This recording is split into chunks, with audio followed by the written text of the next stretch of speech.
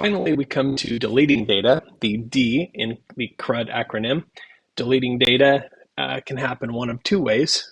And the first way is, of course, the remove item method. And the remove item method takes one argument, which is just the name of the key as a string. So when we use that, we are going to specifically delete that key. Now, I need to be careful with the other way of doing this because I don't want to accidentally delete all of my data. But local storage.clear removes all data from local storage for that website.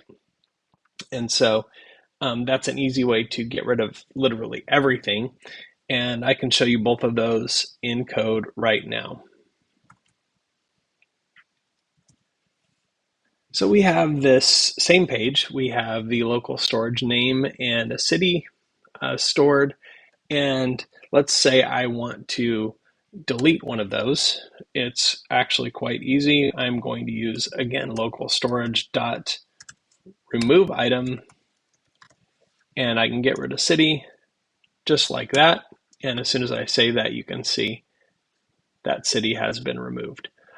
Now, if I want to get rid of everything in local storage, I can use local storage dot clear, but I want to be very careful with this because it removes everything for that website from local storage. So as soon as I save that, everything's gone from local storage, and you can see that that's a potentially very powerful command, but also can result in some pretty bad behavior if it's misused. So just be careful with that one and pay attention to what you're doing.